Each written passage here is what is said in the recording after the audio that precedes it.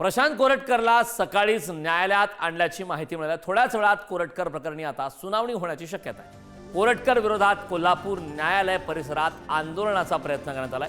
आंदोलनाचा प्रयत्न करणाऱ्या व्यक्तीला पोलिसांनी ताब्यात घेतलाय। या दरम्यान प्रशांत कोरटकर कोणत्या पोलीस ठाण्याच्या कोठडीत आहे याची पोलिसांकडून गोपनीयता सुद्धा पाळण्यात आलेली आहे।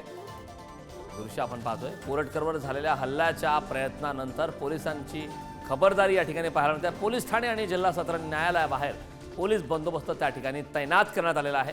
प्रशांत कोरटकरला सकाळीच न्यायालयात आणल्याची माहिती मिळते। कोरटकर विरोधात न्यायालयात आंदोलनाचा प्रयत्न करण्यात आलाय। पोलीस ठाणे आणि जिल्हा सत्र न्यायालयाबाहेर पोलीस बंदोबस्त मात्र मोठ्या प्रमाणात त्या ठिकाणी तैनात करण्यात आल्याचं पाहायला मिळतं। दृश्य पाहतोय। प्रशांत कोरटकर करता छत्रपती शिवरायांचा अवमान केल्याप्रकरणी त्याला ताब्यात घेण्यात आलं। तब्बल महिनाभरापेक्षा अधिक काळ तो पोलिसांना गोंगार देत होता। कोल्हापूर पोलिसांचं पथक हे नागपूर, अमरावती, चंद्रपूर, मध्य प्रदेशमधला काही भाग यासह सर्व ठिकाणी शोधमोहीम सुरू होती। मात्र अखेर प्रशांत कोरटकरला तेलंगणातून ताब्यात घेण्यात आलं आणि त्यानंतर त्याला थेट कोल्हापूरमध्ये आणण्यात आलं। पोलीस कोठडी आज संपणार आहे, त्यामुळे आज महत्त्वाची सुनावणी होणार आहे। या सुनावणीमध्ये बेल मिळणार की पुन्हा जेल होणार या संदर्भात महत्त्वाची आजची सुनावणी होणार आहे। प्रशांत कोरटकरला सकाळीच न्यायालयात आणल्याची माहिती आहे, कारण छत्रपती शिवरायांचा अवमान केल्यानंतर शिवप्रेमींमध्ये संताप पाहायला मिळाला होता आणि त्या संदर्भात काही शिवभक्तांनी त्या ठिकाणी आंदोलन करण्याचा प्रयत्न सुद्धा न्यायालयाच्या आवारात केला। त्यांना ताब्यात सुद्धा घेण्यात आला आहे। घडामोडींना सध्या वेग आला आहे। कोल्हापुरात या घडामोडी घडतायत। खरं तर आज महत्त्वाची सुनावणी होणार आहे, त्यामुळे या सुनावणीमध्ये नेमकं काय घडतं हे पाहणं महत्त्वाचं आहे। कारण मागच्या 3 दिवसाच्या चौकशी दरम्यान प्रशांत कोरटकरने बऱ्याच मुद्द्यांवरती कबुली दिलेली आहे। त्याने त्यामधला डेटा डिलीट केलेला आहे। मोबाईलमधला डेटा आपण डिलीट केला या संदर्भात सुद्धा कबुली दिलेली आहे। प्रशांत कोरटकरच्या आवाजाचे नमुने सुद्धा घेण्यात आले आहेत। मात्र याच दरम्यान प्रशांत कोरटकरला पळून जाण्यासाठी मदत करणाऱ्या 2 व्यक्तींच्या संदर्भात सुद्धा महत्त्वाची माहिती पुढे आली आहे। त्यामुळे आगामी काळात आणखीन काय काय नवनवीन खुलासे समोर येतात हे पाहणं महत्त्वाचं आहे। कारण तब्बल 1 महिन्यापेक्षा अधिक काळ प्रशांत कोरटकर हा पोलिसांना गुंगारा देत फरार होता।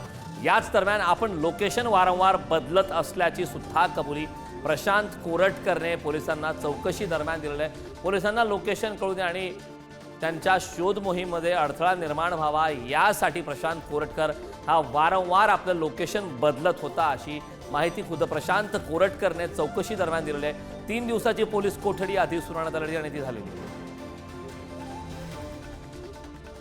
या संदर्भात ताजी अपडेट देण्यासाठी आपले प्रतिनिधी स्वप्नील पाटील आपल्यासोबत जोडले। स्वप्नील, प्रशांत कोरटकरला सकाळीच न्यायालयात आणल्याची माहिती मिळते। खरं तर प्रशांत कोरटकर विरोधात शिवप्रेमींमध्ये संताप आहे आणि त्या संदर्भात पोलिसांकडून गोपनीयता बाळगावी लागते। काय सांगशील सविस्तर? नक्कीच करण, आज प्रशांत कोरटकरला सकाळी 8 वाजताच न्यायालयामध्ये हजर करण्यात आलेलं आहे। गेल्या वेळी झालेला प्रकार पाहता आज पोलिसांनी अत्यंत गोपनीयता पाळली होती। सकाळी 8 वाजता त्याला कोल्हापुरातील जिल्हा सत्र न्यायालयामध्ये आणण्यात आलं होतं आणि या ठिकाणी कडेकोटासह सुरक्षा देखील तैनात करण्यात आलेली आहे। 11 वाजता प्रशांत कोरटकर याच्यावरती सुनावणी सुरुवात होईल। त्याला 3 दिवसाची पोलीस कोठडी देण्यात आली होती। यात कोठडीमध्ये पोलिसांनी तपास केलेला आहे। आणखीन त्याची कोठडी पोलिसांकडून मागण्यात येणार आहे, परंतु त्याला कोठडी मिळणार का हे पाहणं औचित्याचं असणार आहे। परंतु प्रशांत कोरटकर याच्या विरोधामध्ये प्रेमीमध्ये अत्यंत तीव्र संताप आहे। मागच्या वेळी ज्यानं प्रशांत कोरटकरवरती चप्पल आणि चिल्लर फेकली होती तोच व्यक्ती आज पुन्हा या कोर्टामध्ये आला होता।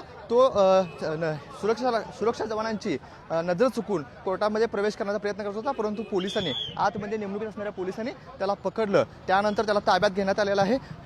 गेल्या वेळी देखील याच व्यक्तीनं त्याच्यावरती चप्पल फेकून त्याच्यावरती हल्ला करण्याचा प्रयत्न केला होता। आपण जर पाहिलं तर ही कोल्हापूर जिल्हा सत्र न्यायालयाबाहेरची दृश्य आहेत। या ठिकाणी पोलिसांनी अत्यंत कडेकोट अशी सुरक्षा ठेवण्यात आली आहे। या न्यायालयामध्ये जी व्यक्ती येईल, ज्यांची सुनावणी आहे, त्याच व्यक्तीला कागदपत्र तपासूनच आतमध्ये सोडलं जात आहे। प्रत्येक वाहनाची या ठिकाणी तपासणी केली जात आहे। आपण जर पाहिलं या ठिकाणी आता कोल्हापूर जिल्हा सत्र न्यायालयाच्या बाहेर अत्यंत अशी कडेकोट सुरक्षा व्यवस्था तैनात करण्यात आलेली आहे। तसेच प्रशांत कोरटकर याच्यावरती सुनावणी पूर्ण झाल्यानंतर त्याला देखील याच मागच्या गेटच्या बाजूनं त्याला बाहेर काढण्याची शक्यता आहे। अत्यंत गोपनीयता पाळण्यात आली होती। प्रशांत कोरटकर याला कोणत्या पोलीस ठाण्यामध्ये ठेवण्यात आलं होतं हे देखील सांगण्यात आलं नव्हतं। सुरक्षेच्या दृष्टीने त्याला सकाळी 8 वाजता या न्यायालयामध्ये हजर करण्यात आलं आणि आता 11 वाजता प्रत्यक्षात सुनावणीला सुरुवात होईल।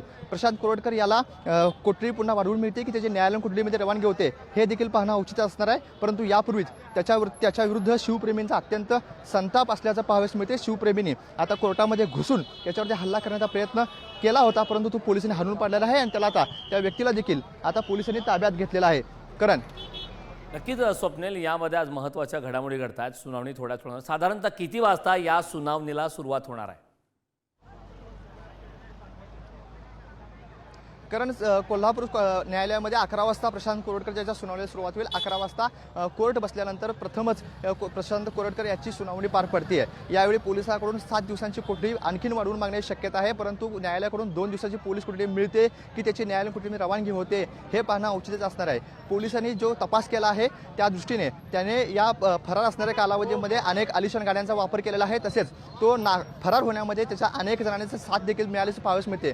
2 व्यक्तींची साथ त्याला मिळाल्याची माहिती पोलिसांपर्यंत मिळालेली आहे आणि त्या व्यक्तींचा तपास देखील आता पोलिसांकडून केला जाणार आहे. ते व्यक्ती कोण होते, तो कुठून कुठे गेला, त्याने आलिशान गाड्यांचा वापर कसा केला, या दृष्टीने आता कोल्हापूर पोलिसांना तपास करायचा आहे. त्यामुळे कोल्हापूर पोलीस आज त्याची कोठडी वाढवून मागणार आहेत. परंतु 3 दिवसाच्या चौकशीमध्ये काय निष्पन्न झालं याच्यावरती आज कोल्हापूर सत्र न्यायालय निकाल कोठडी वाढवून देते की त्याची न्यायालयीन कोठडी रवानगी करते हे देखील पाहणं औचित्य असणार आहे. परंतु प्रशांत कोरटकर हा नागपूरमधून चंद्रपूरपर्यंत, चंद्रपूरपासून तेलंगणापर्यंत कसा पोहोचला, त्यानं कोणकोणत्या वाहनांचा वापर केला, त्याच्या संपर्कामध्ये कोण कोण व्यक्ती होती, तसेच पोलीस खात्यातील काही व्यक्ती याच्या संपर्कात होते का, याला सहकार्य करत होते का, राजकीय नेत्याच्या संपर्कामध्ये हा कोण होता का, याचा देखील तपास आता कोल्हापूर पोलिसांना करायचा आहे. त्यामुळे त्याच्या पोलीस कोठडीत वाढ करावी अशी मागणी आज कोल्हापूर सत्र न्यायालयामध्ये पोलिसांकडून केली जाणार आहे.